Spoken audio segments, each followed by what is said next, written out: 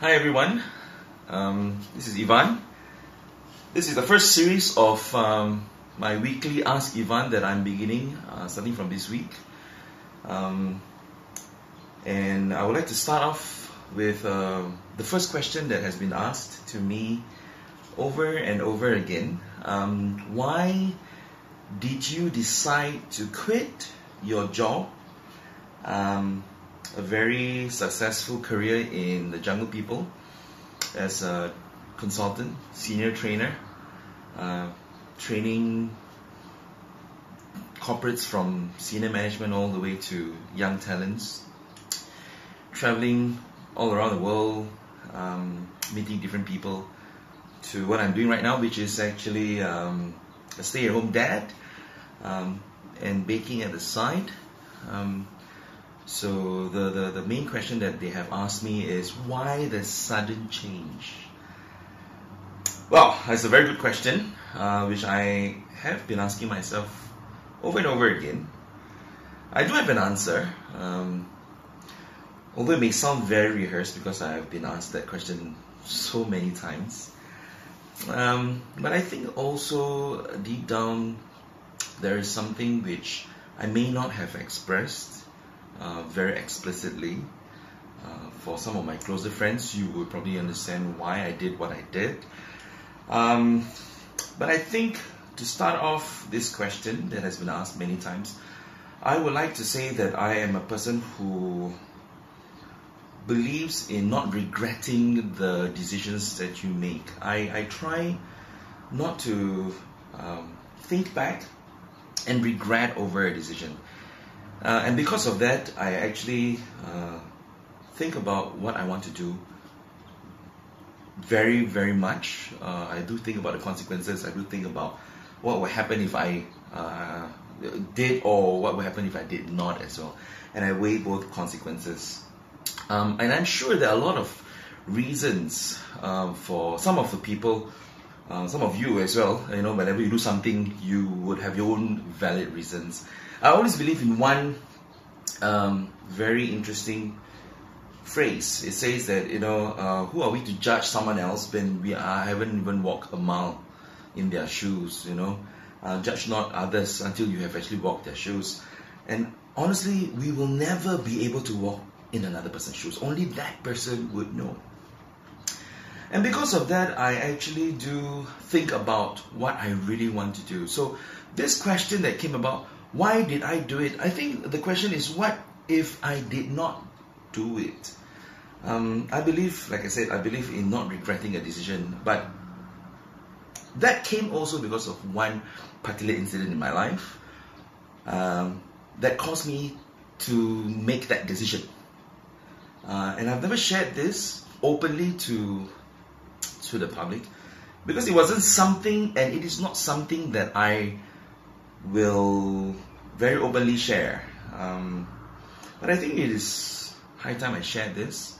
And the reason why I want to share this is because I want to hopefully inspire others who's watching this to think about some of the decisions that they make as well. Like I said, I don't like to regret things. But there's one particular regret that I have. And this has got to do with a career decision. You see, I'm very involved in music. I love music. Music is my passion. I used to serve in the music ministry in church, and I think that's where a lot of us we grew from. We start playing the piano, and then from there we started to write songs, and that was what happened. I was very fortunate to actually have the opportunity to participate in TV3's Composer. It's the second season of Composer, way back in 1997. So at that time, I participated, and I was very fortunate. I got third place, and that was quite a crowning glory to my music career at that point of time. It could either launch me into music, but I decided to stay away from music and went into corporate. And I joined a company called the Help Institute. I was a student services officer then, and at how I had a chance to meet a very interesting man who was Sheila Majid's designer, album designer, Joe. And he found out that I won third place for composer. And at that time, Sheila Majid was just about coming back into the music industry after a bitter breakup with Ruslan Aziz. And he said, why don't I hook you up with Sheila Majid? And Sheila Majid was my idol. I grew up with Sheila Majid from the days of Pengemis Muda, and I've been following her career, and she was been like my musical idol, Malaysian jazz queen. And so the thought of being able to work with Sheila Majid really was bizarre, really bizarre, and I never thought I would ever have a chance to do and work with an icon, jazz icon of Malaysia, the queen of jazz. And so he said, I can link you up with Sheila Majid. I was a 24-year-old boy, just graduated. Boy lah, turning to man lah. And my first work. Can you imagine when the news like that came to you and you'd be overwhelmed? I was so overwhelmed. I was like, really? And I said, fantastic. All right. I'm going to do a simple recording, my -1 of the song, and I'm going to let Sheila listen to the song. So I recorded it, get everything ready, and I wanted to pass Joe my tape. At the time, we were still using the tape. And I said, Joe, here you go. And Joe said, why? Why don't you pass to Sheila yourself? What? Yeah, why don't you just meet Sheila? And I was like, are you kidding me?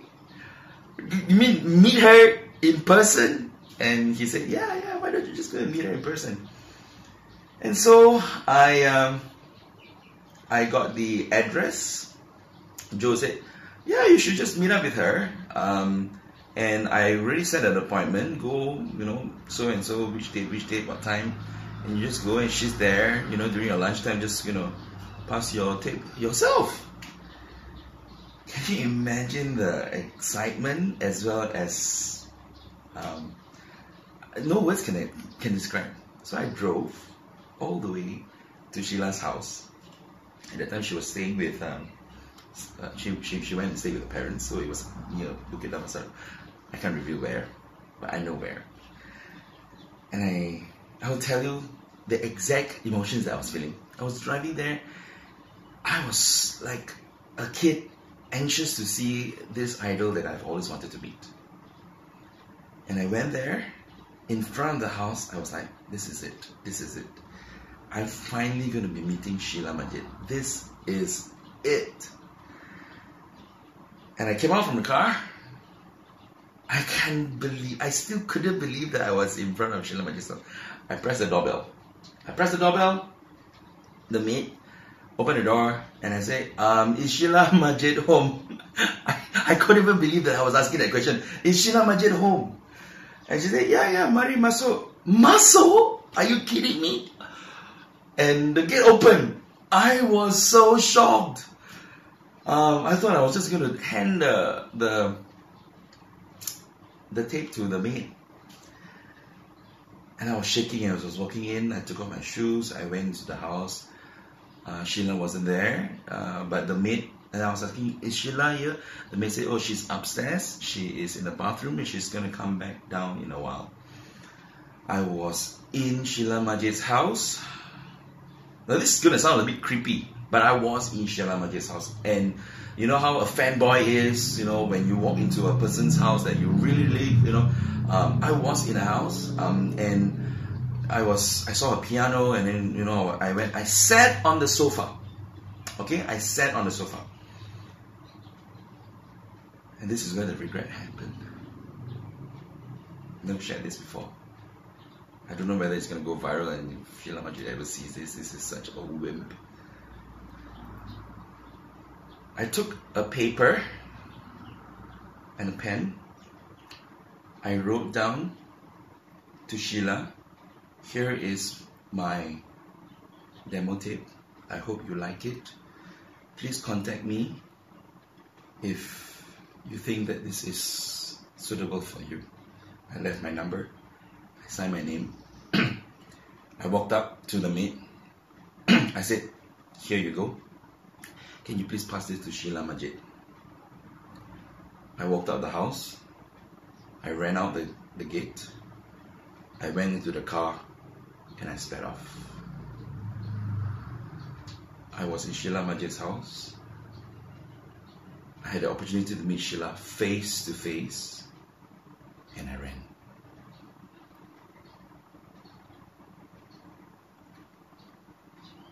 It's not about whether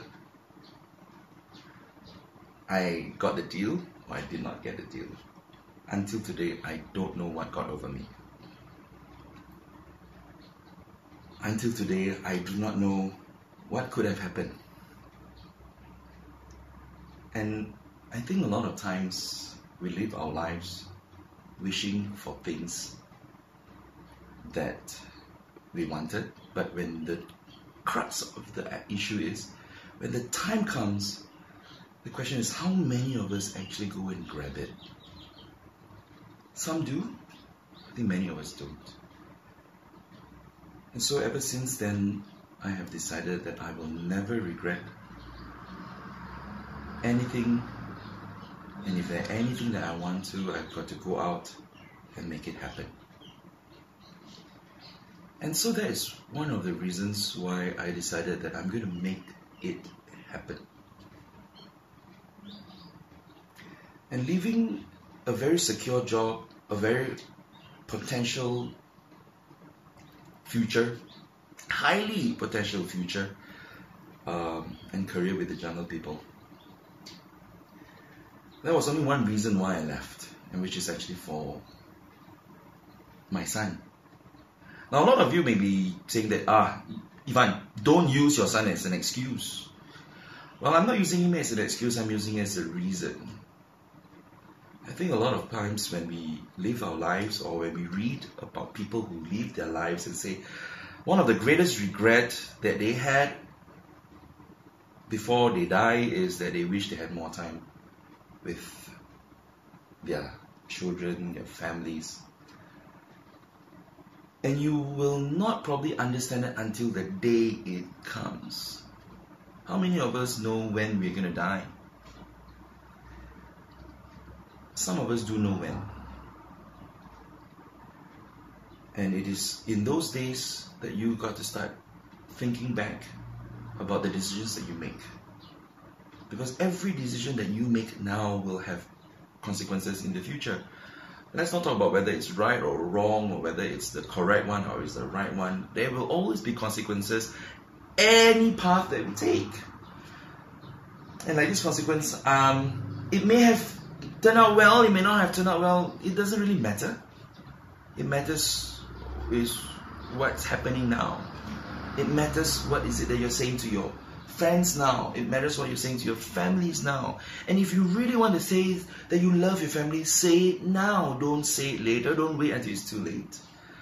And so I'm going to tell you this. Mom, I love you, and I thank you so much for all the things that you have done in my life. I may not have said it. I may not be the best son, but I love you, and I love you to bits.